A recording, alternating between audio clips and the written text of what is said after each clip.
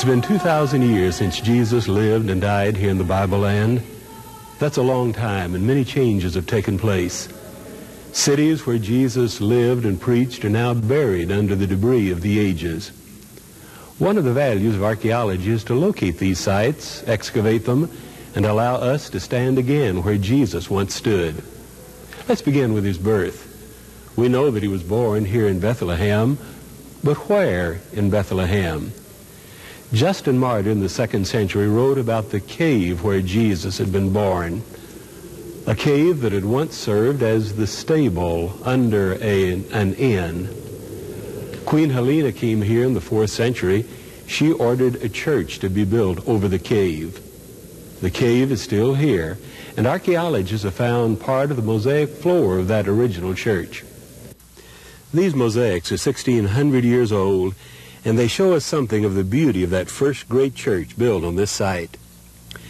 After Helena's church was destroyed, the Emperor Justinian built a new church on the same site in 533 A.D., and this is the Church of the Nativity that still stands today, one of the 2 or 3 oldest churches in the Christian world. The low entrance was built after the Crusades to keep looters from driving their carts into the church. It's a beautiful old church with gold chandeliers and a Greek Orthodox altar. Ostrich eggs hang over the altar. This tradition, it goes back to the 4th century. They say how the ostrich watch her egg to be hatched, looking straight to the egg. The Lord is watching us, what we are giving to the church. So that's why the Eastern Church, they keep always the ostrich egg right in the front of the main altar. The cave that Justin Martyr wrote about is under the church, and the traditional place of Jesus' birth is now marked by a silver star. When we talk about an inn, like we say today, Hilton or Sheraton or Holiday Inn, and in that time, if they want to build a deluxe hotel, they must have a cave underneath where they keep the animals. So that's how it happened. The King of Kings was born in a stable among animals. It could be born in a royal palace.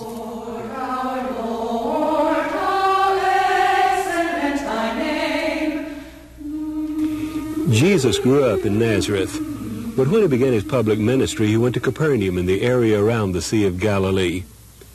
Archaeologists have done a lot of work at Capernaum, and a century ago they began uncovering a beautiful synagogue that is made of white limestone.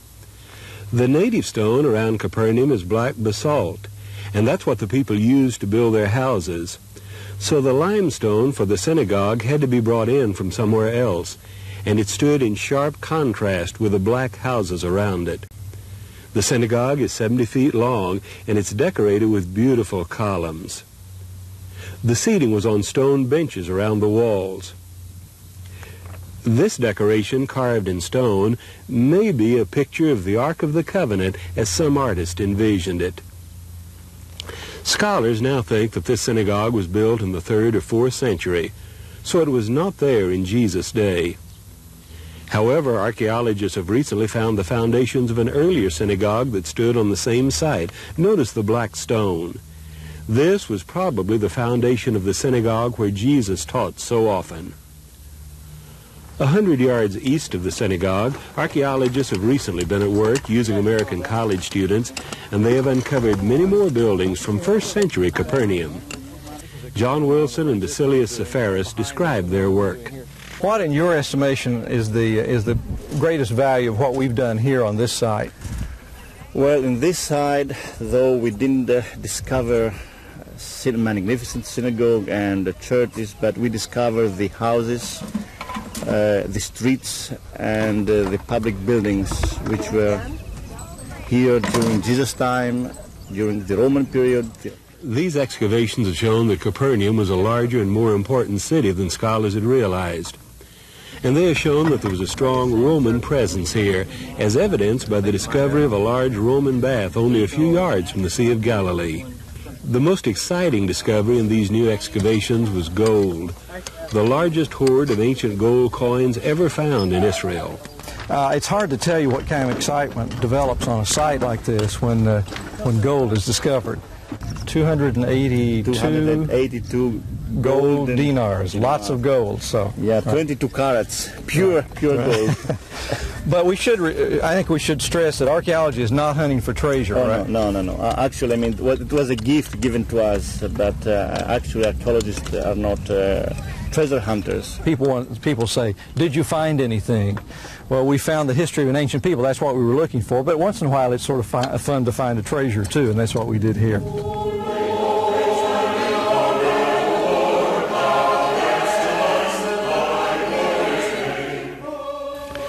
Chorazin was about 2 miles north of Capernaum up in the Galilean hills, and its synagogue was made out of the native black stone, not the white limestone like Capernaum. Chorazin is one of the cities that Jesus condemned for its unbelief. Here is an interesting find from the synagogue in Chorazin, Moses' seat. When Jesus talked about the scribes sitting on Moses' seat, it was not a figurative expression. Each synagogue had a seat where the scribes sat and taught the law. Many buildings are now being uncovered at Chorazin, and they're all made of this same black stone.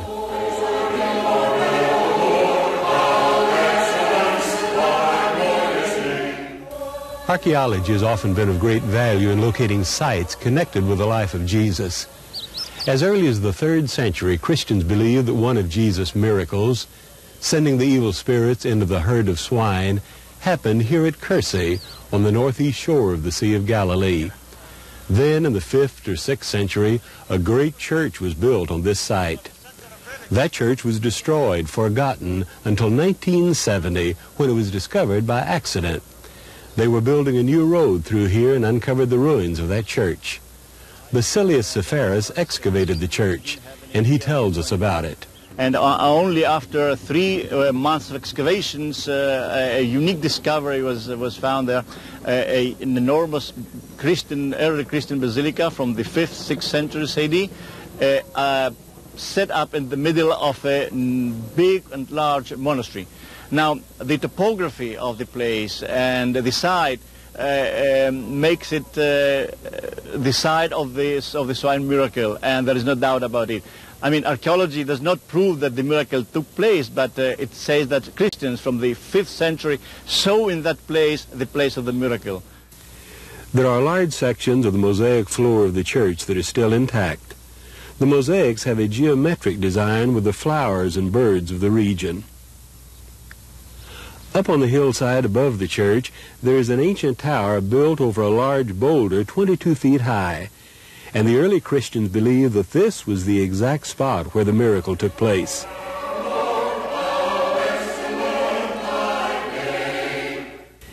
Bethshan was one of the 10 Greek cities called the Decapolis, and we learn in Mark 7 that Jesus once left Galilee and traveled into Decapolis, perhaps around Bethshan, since it was the only one of the 10 cities on the west bank of the Jordan River. Bethshan was a great Canaanite city in Old Testament times and was located up on the Tell. When Saul and Jonathan were killed, their bodies were hung on the city wall here. But in Jesus' day, the Roman city of Bethshan lay at the base of the Tell, and this city is now being excavated for the first time. The archaeologists are finding many impressive buildings from Jesus' day. They have found a Roman street lined with columns on both sides. This capitol shows the magnificence of that ancient city. They're also finding well-preserved mosaics in many of the buildings. Across the ruins of the city, we see a Roman theater that was built around 200 AD and that seated 5,000 people. The theater was excavated 50 years ago and is the best preserved ancient theater anywhere in the Bible land. And this is the only theater in the Holy Land was used for execution. That's why they used to bring the Christians, throw them to the lions here. There was a strong Roman army presence in the area of Bethshan.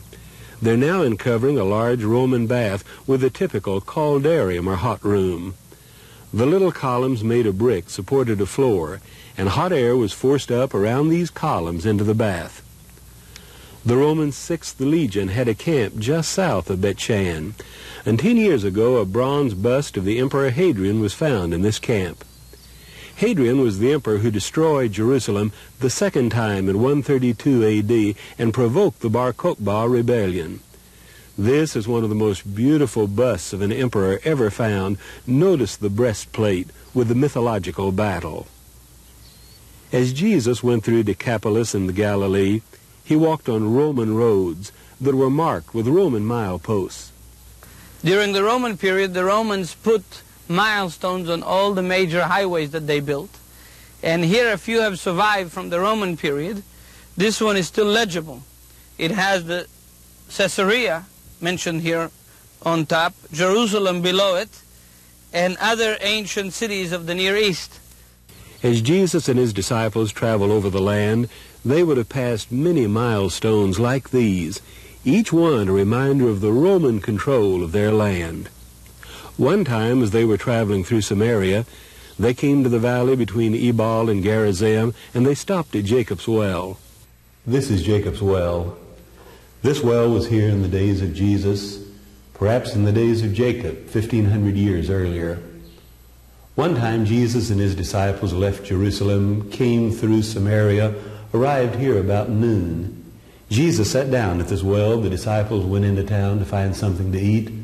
The Samaritan woman came. Jesus asked her for a drink. And she was surprised that he, a Jew, would even speak to her. Then Jesus told her that he would give her the living water. And she said, "Sir, you have nothing to draw with, and the well is deep."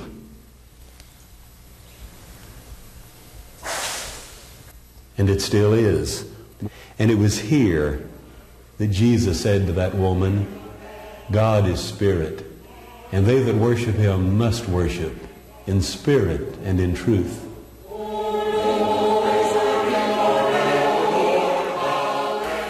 At the end of his 3-year ministry, Jesus came to Jerusalem for the last time, and he was crucified, somewhere outside the walls of Old Jerusalem. We know from historians like Josephus that the Romans crucified thousands of people, but no archaeological evidence of crucifixion had ever been found until Basilius Severus made a grim discovery. It happened in Jerusalem after the Six-Day War when we started excavating all around Jerusalem, and at that time I excavated a lot of tombs. So in one of them I found a Jewish tomb with many ossuaries of the 1st century AD, exactly at the time of Christ. And in one ossuary were found the bones of a Jew who was named Jehohanan, John.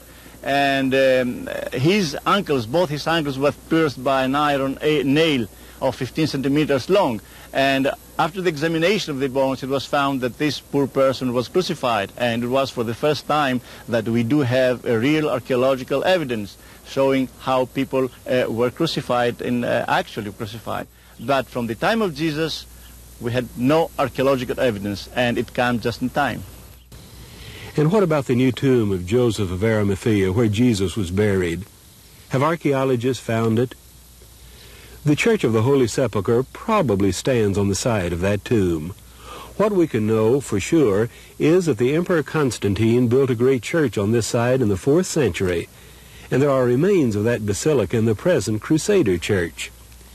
Inside the church there is an outcropping of rock that might be Golgotha, the place of execution. But when Constantine built his church in the 4th century, the tomb of Jesus was already gone. The Emperor Hadrian had destroyed it in 132 AD and had built a pagan temple on the site. So even if the Holy Sepulchre does mark the place where Jesus was buried, it bears no resemblance to his tomb.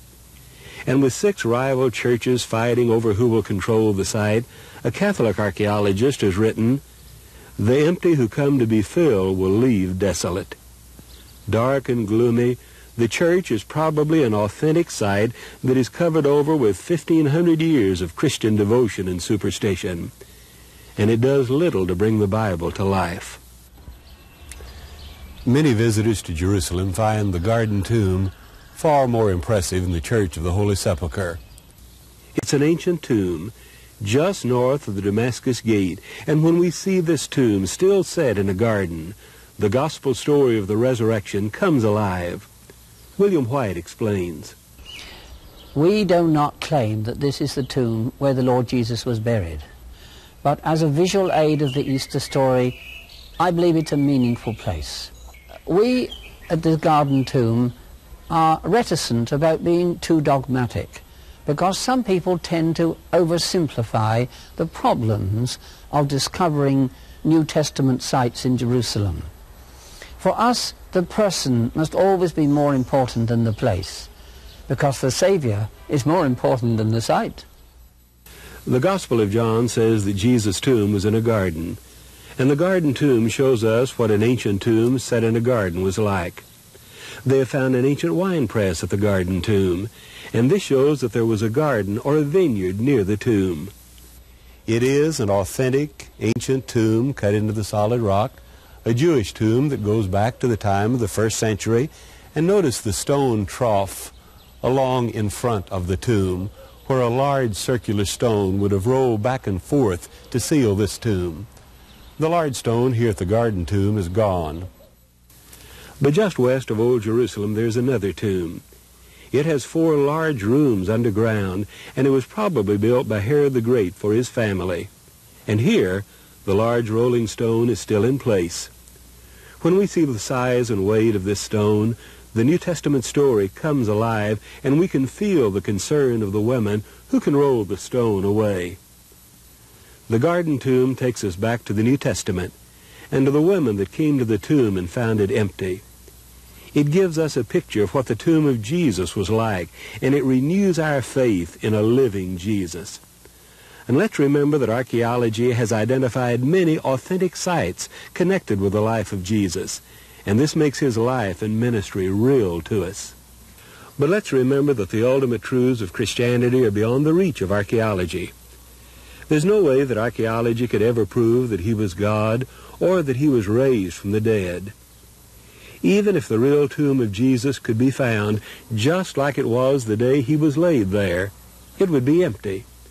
Archaeology could never explain what happened to his body. Only faith can say, he is risen. The discoveries of archaeology are of great value, but our faith lies beyond archaeology.